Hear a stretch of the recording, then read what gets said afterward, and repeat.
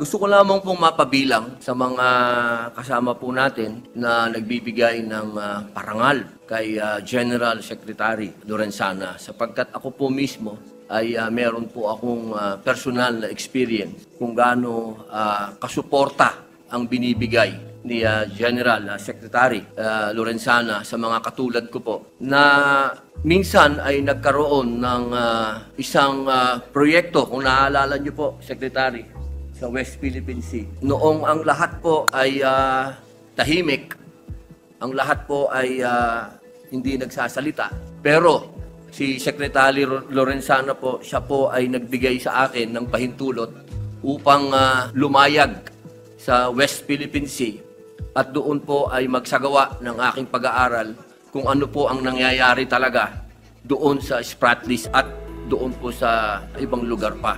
At bukod po doon, nung panahon po ng pandemic, noong siya po ay nagkaroon ng COVID, naalala ko pa po yun, hindi ko po makakalimutan.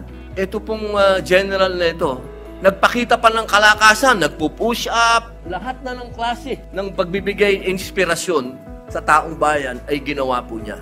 Kaya ako po ay isa sa mga senador na sumasaludo sa kanya at gusto ko po talagang mapabilang dito sa parangal na ito dahil tunay po siyang isang leader natin. Bilang isang militar, bilang isang sibilyan, siya po talaga ay sasamahan ko sa anumang lugar na pupuntahan niya.